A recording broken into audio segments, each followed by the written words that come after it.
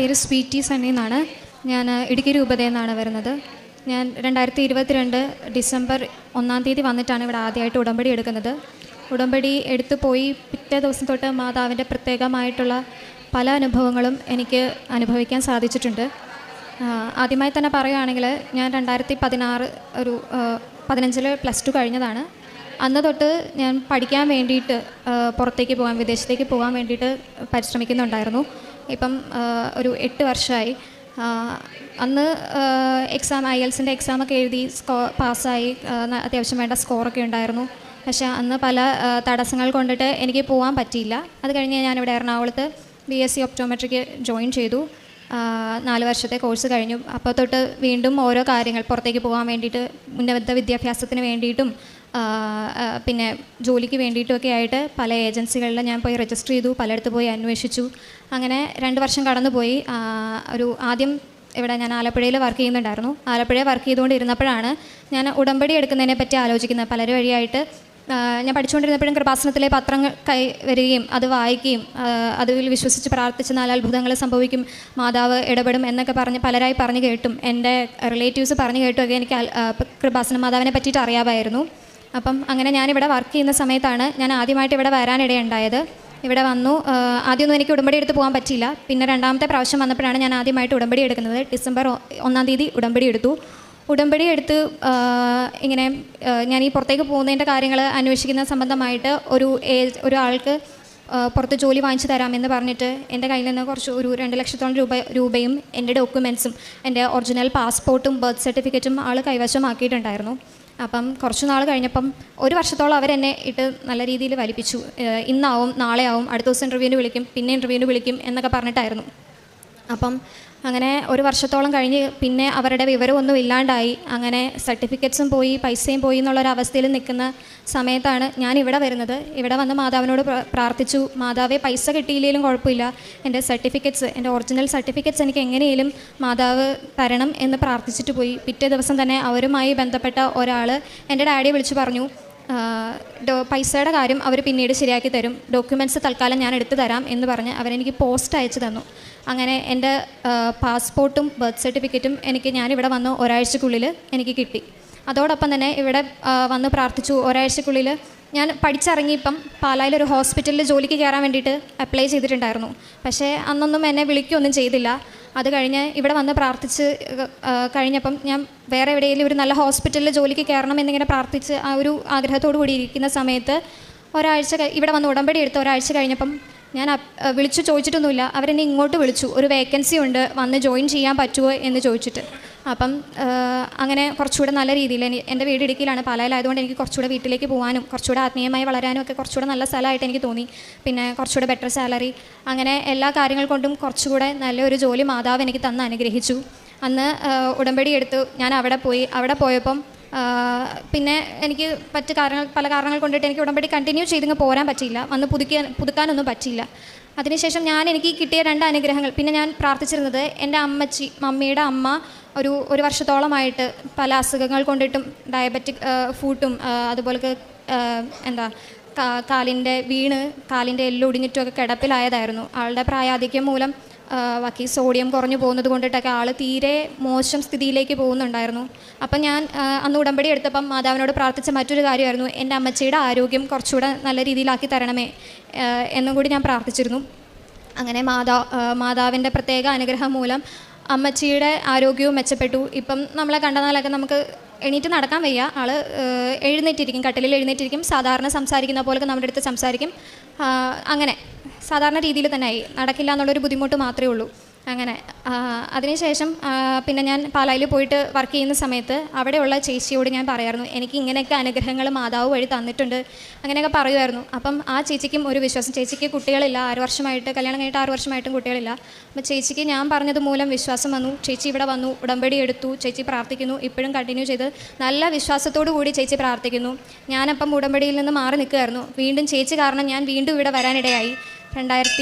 ഈ വർഷം 2024 ജനുവരി 20 തീയതിയാണ് ഞാൻ 2ാമത് ഉടമ്പടി പുതുക്കാനായിട്ട് വരുന്നത്. അപ്പം ഞാൻ ഉടമ്പടിയിലായിരിക്കാം, മാതാവിനോട് പ്രാർത്ഥിക്കാം, എൻ്റെ കാര്യങ്ങളൊക്കെ ശരിയാകും എന്നുള്ളൊരു രീതിയിലാണ് ഞാൻ വന്നു പ്രാർത്ഥിച്ചു. അപ്പം അങ്ങനെ പ്രാർത്ഥിച്ചുകൊണ്ടിരിക്കെ ഒരു 2 മാസമായിട്ടില്ല, അതെ, മാർച്ച് 14-ാം തീയതിയാണ് എന്നെ ഇൻ്റർവ്യൂവിന് വിളിക്കുന്നത്. അത് ഞാൻ ഒട്ടും പ്രതീക്ഷിച്ചിട്ടില്ല എനിക്ക് അങ്ങനെ ഒരു ഇൻ്റർവ്യൂ കോൾ വരുമെന്ന്. കാര്യം എൻ്റെ അടുത്ത് എൻ്റെ സീനിയറായിട്ട് പഠിച്ചൊരു ചേട്ടൻ പറഞ്ഞു, എടി ഇവിടെ വേക്കൻസി വരുമ്പം നമുക്ക് അപ്ലൈ ചെയ്ത് നോക്കാം, നീ എന്തായാലും CV താ എന്ന് പറഞ്ഞിട്ട് എനിക്ക് തീരെ പ്രതീക്ഷയില്ലായിരുന്നു. ഞാൻ പിന്നെ വെറുതെ കൊടുത്തപ്പം അവിടെ നിന്നാണ് എനിക്ക് ഒരു ഇൻ്റർവ്യൂവിന് വിളിച്ചത്. ഇൻ്റർവ്യൂ അറ്റൻഡ് ചെയ്യാൻ നേരത്തും ഞാൻ എൻ്റെ കൂടെയുള്ള ചേച്ചിയോട് പറഞ്ഞു, എനിക്ക് ആത്മീയ ഗുരുവായിട്ട് എൻ്റെ കൂടെ നിൽക്കുന്ന എൻ്റെ HOD മാഡം ഉണ്ട്, HOD മാഡത്തോട് പറഞ്ഞു എനിക്ക് ഇങ്ങനെ ഒരു ഇൻ്റർവ്യൂ വന്നിട്ടുണ്ട്, പ്രാർത്ഥിക്കണമെന്ന്. നീ കൃപാസന മാതാവിനോട് പ്രാർത്ഥിച്ചിട്ട് നീ ധൈര്യമായിട്ട് പൊക്കോന്ന് പറഞ്ഞു. അങ്ങനെ ഞാൻ മാതാവിനോട് പ്രാർത്ഥിച്ചു. എനിക്ക് സാധാരണ എന്തെങ്കിലുമൊക്കെ അറ്റൻഡ് ചെയ്യാനൊക്കെ ഉള്ളപ്പം ഭയങ്കരമായിട്ടുള്ള ടെൻഷനുള്ള ആളാണ്, എനിക്ക് നേരെ പറയാൻ പറ്റത്തില്ല. പക്ഷേ അന്ന് എനിക്ക് ഈ പറയുന്ന പോലൊക്കെ ടെൻഷനൊന്നുമില്ല. ഞാൻ പ്രത്യേകിച്ചൊന്നും പ്രിപ്പയർ ചെയ്തിട്ടുണ്ടായില്ല. എന്ത് ചോദിക്കുന്നോ, എങ്ങനെ ആൻസർ പറയുന്നോ എന്നൊന്നും എനിക്ക് അറിയില്ലായിരുന്നു. പക്ഷേ ഇൻ്റർവ്യൂ അറ്റൻഡ് ചെയ്യുമ്പം എനിക്ക് വളരെ കൂളായിട്ട് ഇൻ്റർവ്യൂ അറ്റൻഡ് ചെയ്യാൻ പറ്റി. ഞാൻ ഇൻ്റർവ്യൂവിൽ സെലക്റ്റഡായി. പിന്നെ എല്ലാം വളരെ പെട്ടെന്നായിരുന്നു. വളരെ പെട്ടെന്ന് പറഞ്ഞാൽ ഒരു 14th ഞാൻ ഇൻ്റർവ്യൂ അറ്റൻഡ് ചെയ്തു. ഈ മാസം 5-ാം തീയതി എനിക്ക് വിസ കിട്ടി. ഞാൻ ഈ വരുന്ന വ്യാഴാഴ്ച ബഹ്റിന് പോവുകയാണ്. അപ്പം മാതാവ് എനിക്ക് അങ്ങനെ ഒരു നല്ലൊരു ജോലി തന്ന്, ഒരു വിദേശ ജോലി തന്ന് അനുഗ്രഹിച്ചു. അപ്പം ഇത്രയും കാലം ആ ഒരു +2 കഴിഞ്ഞ അന്ന് തൊട്ട് ഇന്ന് വരെ ഞാനിങ്ങനെ ഓരോ കാര്യങ്ങളിങ്ങനെ നോക്കി അതിനുവേണ്ടി കാശ് കൊണ്ട് കളഞ്ഞു. കുറേ അവിടെ ഇവിടെ അലഞ്ഞു തിരിഞ്ഞു, കുറേ അന്വേഷിച്ചു, കുറേ പേരുടെ അഡ്വൈസ് എടുത്തു. പക്ഷേ അന്നൊന്നും ഇതുവരെ ആവാത്തൊരു കാര്യം എനിക്കിപ്പം മാതാവ് സാധിച്ചു തന്നു. പിന്നെ പറയാനുള്ളത് എൻ്റെ അനിയൻ്റെ കാര്യമാണ്. അനിയൻ ഈ വർഷം +2-ലാണ് പഠിക്കുന്നത്. ആൾ എക്സാമൊക്കെ അറ്റൻഡ് ചെയ്തു. ആൾക്ക് തീരെ പ്രതീക്ഷയൊന്നും ഇല്ലായിരുന്നു. പക്ഷേ ആൾക്ക് മുന്നോട്ട് ഞാൻ മാതാവിനോട് പ്രാർത്ഥിച്ചത് അവൻ്റെ ഉന്നത വിദ്യാഭ്യാസത്തിന് വേണ്ടുന്ന രീതിയിലുള്ള മാർക്കും അതിന് വേണ്ടിയിട്ടുള്ള കാര്യങ്ങളും മാതാവ് തന്ന് അനുഗ്രഹിക്കണം എന്ന് ഞാൻ പ്രാർത്ഥിച്ചത്. അവന് മുന്നോട്ട് പോകാൻ വേണ്ടിയിട്ടുള്ള രീതിയിലുള്ളൊരു മാർക്ക് 70% മാർക്ക് മാതാവ് തന്ന് അനുഗ്രഹിച്ചു. അവന് ജയിക്കുമെന്ന് പോലും ഒരു ഉറപ്പുമില്ലായിരുന്നു. പലപ്പോഴും എടാ ജയിക്കോടാന്ന് ചോദിച്ചാൽ എനിക്കറിയത്തില്ല എന്നേ പറയത്തുണ്ടായിരുന്നുള്ളൂ. പക്ഷേ ആൾക്ക് 70% മാർക്ക് കിട്ടിയിട്ടുണ്ട്. അത് മാതാവിൻ്റെ വലിയൊരു അനുഗ്രഹമായിട്ടാണ് കണക്കാക്കുന്നത്. ഞാൻ ഒരു ഹോസ്പിറ്റലിൽ വർക്ക് ചെയ്യുന്ന ആളാണ്. അതുകൊണ്ട് ഹോസ്പിറ്റലിൽ വരുന്ന ആൾക്കാർക്ക് കുറച്ചുകൂടെ ഹെൽപ്പ് ചെയ്യുന്ന രീതിയിൽ എനിക്ക് അവിടുന്ന് പുറത്തു പോയി ഒരുപാട് കാര്യങ്ങൾ ചെയ്യാനായിട്ടുള്ള സാഹചര്യം ഇല്ലായിരുന്നു. അപ്പം അവർക്ക് അവിടെ വേണ്ടുന്ന രീതിയിലുള്ള ഹെൽപ്പുകൾ എനിക്ക് ചെയ്യാൻ പറ്റുന്ന കാര്യങ്ങളെല്ലാം ഞാൻ ചെയ്തു കൊടുത്തിരുന്നു. അതുപോലെ ചികിത്സാ സഹായത്തിന് വേണ്ടി വരുന്ന പല ആൾക്കാർക്കും ഞാൻ ഇതുവരെ അങ്ങനെയൊന്നും ചെയ്തിട്ടില്ല. പക്ഷേ എനിക്ക് തോന്നി മാതാവ് എനിക്ക് തരുന്നൊരു ചാൻസാണ്, എനിക്ക് തരുന്നൊരു ഓപ്പർച്യൂണിറ്റി ആണെന്ന് കണ്ട് ഞാൻ അങ്ങനെ പലർക്കും ചികിത്സാ സഹായങ്ങൾ എത്തിച്ചു കൊടുത്തിട്ടുണ്ട്. പിന്നെ പത്രങ്ങൾ വിതരണം ചെയ്തിട്ടുണ്ട്. പിന്നെ പത്രങ്ങൾ വിതരണം ചെയ്യുമ്പം എനിക്കറിയില്ലായിരുന്നു ആർക്കാണ് കൊടുക്കേണ്ടത്, എങ്ങനെയാണ് കൊടുക്കേണ്ടത് എന്നൊന്നും എനിക്കറിയില്ല. അപ്പം ഞാൻ ഇങ്ങനെ പ്രാർത്ഥിക്കുമായിരുന്നു, മാതാവിനെ ആവശ്യമുള്ള ആൾക്കാർക്ക് പത്രം കൊടുക്കുവാനായിട്ട് എന്നെ അനുഗ്രഹിക്കണമേ, അവരെ എൻ്റെ മുന്നിൽ കൊണ്ട് എത്തിച്ചേരണമേ, മാതാവിന് ആവശ്യമുള്ളവർക്ക് വേണ്ടിയിട്ട് പത്രം കൊടുക്കാൻ എനിക്ക് കൂട്ടുവരണമേ ഞാൻ പ്രാർത്ഥിക്കുമായിരുന്നു. അങ്ങനെ ഒരുപാട് പേർക്ക് ഞാൻ പത്രം വിതരണം ചെയ്തു. പിന്നെ ഞാൻ കാരണം ഇപ്പം ഞാൻ പറഞ്ഞ ആ ചേച്ചി, എൻ്റെ കൂടെ വർക്ക് ചെയ്യുന്ന ചേച്ചി ഇവിടെ വന്നു. അതുപോലെ തന്നെ എൻ്റെ കൂടെ വർക്ക് ചെയ്യുന്ന മറ്റൊരു ചേട്ടനും ഇവിടെ വന്ന് ഉടമ്പടി എടുത്തിട്ട് പോയിട്ടുണ്ട്. ഞാൻ കൂടുതലായിട്ടും ഒരുപാട് പ്രാർത്ഥിക്കുന്ന ആളൊന്നും അല്ലായിരുന്നു. പക്ഷേ എന്നാലും കൃത്യമായിട്ടൊരു ബൈബിളിൽ കൃത്യമായ ഒരു ഏരിയ വെച്ച് കവർ ചെയ്ത് ഇപ്പം വായിച്ചു പോരുവാനും പ്രാർത്ഥിക്കുവാനും അതിനെപ്പറ്റി കൂടുതൽ എനിക്ക് എങ്ങനെ ജസ്റ്റ് വായിക്കുക എന്നുള്ളത് മാത്രമായിരുന്നു എൻ്റെ ഒരു രീതി. വായിച്ചു കഴിഞ്ഞാൽ എനിക്കൊന്നും മനസ്സിലാകത്തില്ല, ജസ്റ്റ് വായിച്ചു പോവുക, അങ്ങനെ ഒരു രീതിയായിരുന്നു. പക്ഷേ പിന്നെ ഇവിടെ വന്ന ശേഷം ഞാനിങ്ങനെ ഈ പറഞ്ഞ പോലെ എൻ്റെ HODയോട് പറഞ്ഞപ്പോൾ പറഞ്ഞു, നീ വായിക്കുന്ന ഭാഗം നിനക്ക് മനസ്സിലാകാൻ വേണ്ടിയിട്ടുള്ള കൃപ ദൈവത്തോട് ചോദിച്ചിട്ട് വായിക്കാൻ പറഞ്ഞു, ബൈബിൾ വായിക്കാൻ പറഞ്ഞു. അങ്ങനെ ഞാൻ ബൈബിൾ വായിച്ചു തുടങ്ങി. എനിക്കിപ്പോൾ കുറച്ചുകൂടെ ബെറ്ററായിട്ട് ബൈബിൾ വായിക്കാനും അതിലെ കാര്യങ്ങൾ കുറച്ചുകൂടെ എനിക്ക് എടുക്കാനും ആയിട്ടുള്ളൊരു അനുഗ്രഹം ദൈവം തന്നിട്ടുണ്ട്. പിന്നെ കുമ്പസാരം ഞാൻ വളരെ എന്താ പറയുക, വർഷത്തിലൊരിക്കൽ അല്ലെങ്കിൽ ഈസ്റ്ററിന് അങ്ങനെയൊക്കെ കുമ്പസരിച്ച് കുറച്ച് നാളുകളായിട്ട് അങ്ങനെയായിരുന്നു എൻ്റെ ഒരു രീതി.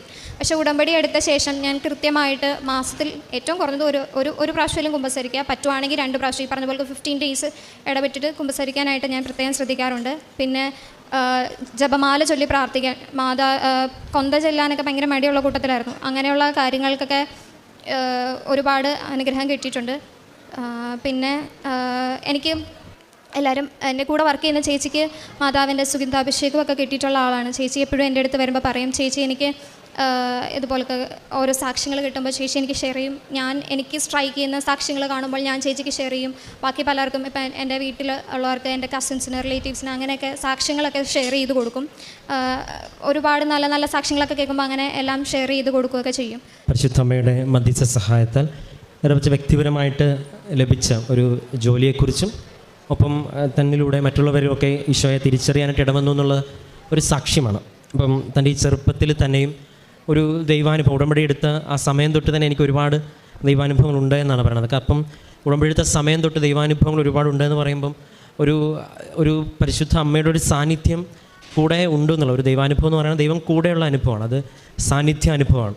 അപ്പോൾ മാതാവിൻ്റെ അങ്ങനെ ഒരു സാന്നിധ്യം അനുഭവിക്കാൻ സാധിച്ചു. അതിൽ ഏറ്റവും പ്രധാനപ്പെട്ട എത്രയും വേഗം ഒരു തീരുമാനമുണ്ടായ, നിയോഗം വെച്ച തൻ്റെ ഒരു പ്രധാനപ്പെട്ട ഒരു കാര്യത്തിന് സാക്ഷ്യം പറയാനാണ് വന്നത്. അപ്പം ഏറ്റവും അവസാനം ചേർത്ത് വെച്ചപ്പോൾ ഉടമ്പടിയിലെ എല്ലാ കാര്യങ്ങളിലും വ്യക്തമായിട്ട് സ്ഥിരതയോടുകൂടി, അത് കുമ്പസാരമാണെങ്കിലും അല്ലെങ്കിൽ ബൈബിൾ വായനയാണെങ്കിലും, ഇപ്പം ബൈബിൾ വായനയെക്കുറിച്ച് പറയുമ്പോൾ ഒരു കാര്യം പറയുന്നത് കുറച്ചും കൂടെ വ്യക്തമായിട്ട് പരിശുദ്ധ വചനം മനസ്സിലാക്കുവാനായിട്ടുള്ളൊരു ബോധ്യം ലഭിച്ചു എന്ന് പറയുന്നത്. അപ്പോൾ അത് ചെറിയൊരു കാര്യമല്ല. കാരണം ഉടമ്പടിയിൽ ലഭിക്കുന്നത് ഭൗതിക നേട്ടങ്ങളാണെന്ന് നമ്മൾ പുറമേ നോക്കുമ്പോഴല്ല, അതിനേക്കാളും വലിയതായിട്ടുള്ള ആത്മീയമായിട്ടുള്ള കാര്യങ്ങൾ ഒരു വ്യക്തി ഉടമ്പടിയിൽ സാക്ഷ്യം പറയുമ്പം ഉയരുന്നുണ്ട്. അതാണ് ഏറ്റവും അവസാനത്തെ കുറച്ച് സെൻറ്റൻസുകളാണ് അത് ചുരുക്കി പറയുമ്പോഴാണ്. അപ്പം അങ്ങനെ വിശുദ്ധ ബൈബിളിലെ കാര്യങ്ങൾ കുറച്ചും കൂടെ ക്ലാരിറ്റിയോടെ മനസ്സിലാക്കാനായിട്ട് പ്രാർത്ഥിക്കുകയും അത് വായിക്കാനൊക്കെ പറ്റുന്നുണ്ടെന്ന് പറയുന്നത് ഉടമ്പടിയിലെ ഒരു വിജയവും അനുഭവവും അനുഗ്രഹവും അത്ഭുതവും അതാണ്.